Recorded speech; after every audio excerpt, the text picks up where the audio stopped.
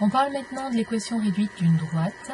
Donc vous savez déjà qu'une droite est définie par une équation dans un repère. Son équation réduite est de la forme D a comme équation y égale un nombre fois x plus un autre nombre. Souvent on écrit ax plus b, mais ces lettres vont être utilisées par la suite dans la leçon. On va préférer écrire mx plus p, mais le nombre qui multiplie x est le coefficient directeur et le nombre, la valeur numérique qui suit, est l'ordonnée à l'origine. Alors je vous rappelle rapidement à l'aide d'une animation GeoGebra à quoi correspondent ces deux valeurs graphiquement. Donc ici, le coefficient directeur de la droite c'est 1,8, le nombre m que je contrôle par ce curseur, son ordonnée à l'origine moins 0,7 que je contrôle par ce curseur. Alors on va commencer avec l'ordonnée à l'origine puisque c'est le plus simple. Lorsque je fais varier cette ordonnée à l'origine, on s'aperçoit que la droite monte ou descend. L'ordonnée à l'origine, c'est une valeur qu'on lit sur l'axe des ordonnées. Ici, c'est l'ordonnée du point d'intersection de la droite avec l'axe des ordonnées. C'est le nombre qu'on lit ici. Là, je suis à moins 0,5. Et c'est donc la valeur qui apparaît ici dans l'équation de la droite. Si j'augmente avec des valeurs positives, vous voyez que ça correspond toujours donc à la valeur qui est ici. C'est l'ordonnée du point d'intersection de la droite avec cet axe. Elle apparaît ici. Maintenant, le coefficient directeur, parce que sa lecture est moins aisée. Ici, le coefficient directeur, donc je peux le faire varier également. Je choisis 2, c'est le nombre qui multiplie x dans l'équation de la droite. Alors, cela signifie que lorsque je me place sur la droite, quel que soit l'endroit, donc là j'ai choisi le point A, et que je fais un pas de côté, que j'avance, c'est toujours dans cette direction d'un pas, pour retrouver la droite, il faut se déplacer de la valeur du coefficient directeur, ici 2.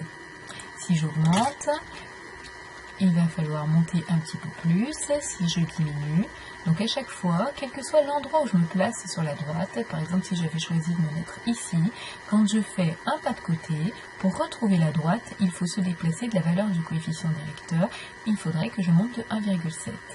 Si je me place à cet endroit-là, je fais un pas de côté, et pour retrouver la droite, il faut monter de 1,7. Alors, ça marche aussi avec des coefficients directeurs négatifs. Je monte un petit peu vers le haut pour que ce soit plus aisé à lire. Ici, l'ordonnée à l'origine c'est 3,3, on est là sur l'axe des ordonnées.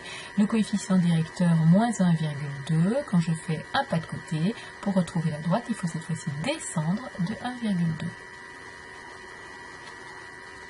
Dans la leçon, par exemple, essayons de tracer la droite D qui aurait comme équation y égale 2x moins 1. Cette droite a comme ordonnée à l'origine moins 1, donc on va passer par ce point-là. Et comme coefficient directeur 2, donc quand on fait un pas de côté, pour retrouver la droite, il faut monter de 2, 1, 2. La droite va passer par ce point. On peut ainsi la tracer dans le repère. Toutes les droites ne sont pas obliques de cette façon, elles peuvent être parallèles à l'axe des ordonnées. Toutes les droites ne sont pas obliques, elles peuvent être parallèles à l'axe des ordonnées. Dans ce cas-là, par exemple, donnons un exemple ici.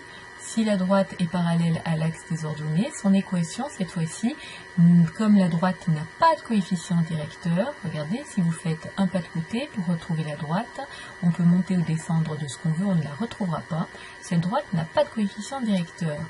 Son équation est de la forme x égale, elle est constituée de tous les points qui ont comme abscisse moins 3.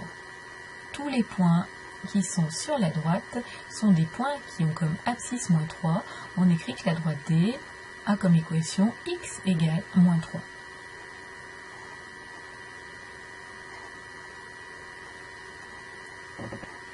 Alors, on passe à deux propriétés pour finir.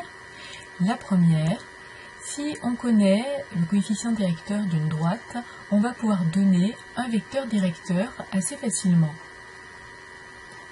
En effet, observons de plus près le graphique qui vous est donné. Si vous savez que la droite D a comme coefficient directeur petit m, vous savez que en vous déplaçant de 1 à partir d'un point de la droite D, pour retrouver la droite, il faut monter de petit m. Donc le vecteur qui est violet ici est un vecteur directeur de la droite D et a comme coordonnée 1, m. Ce vecteur de coordonnées 1, m est un vecteur directeur de la droite D. C'est donc ce qu'on écrit comme première propriété. Si D est une droite dont on connaît le coefficient directeur petit m, sans réfléchir, vous pourrez donner tout de suite un vecteur directeur de la droite, le vecteur qui a comme coordonnée 1, m. Ensuite, pour la propriété 3, on observe aussi d'un peu plus près le graphique. Si on connaît cette fois-ci un vecteur directeur de la droite, par exemple le vecteur U en violet, dont les coordonnées sont alpha, bêta, vous allez pouvoir trouver l'inclinaison de la droite, son coefficient directeur par proportionnalité. Le vecteur U a comme coordonnées alpha, bêta, cela signifie que quand on avance de alpha, pour retrouver la droite D, il faut monter de bêta. Le coefficient directeur par proportionnalité, c'est quand on avance de 1, combien faut-il monter pour retrouver la droite? Donc quand on avance de alpha, on monte de bêta. Quand on avance de 1, on va monter de bêta divisé par alpha. Donc si vous connaissez un vecteur directeur de la droite D, qui a comme coordonnées alpha, bêta, son inclinaison à la droite, son coefficient directeur, sera donné par l'ordonnée du vecteur divisé par son abscisse.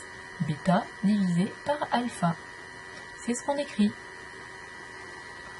On a donc, si le vecteur U de coordonnées alpha, bêta est un vecteur directeur de la droite D, avec alpha différent de 0, on ne veut pas de vecteur directeur qui serait vertical, alors la droite D a pour coefficient directeur bêta divisé par alpha.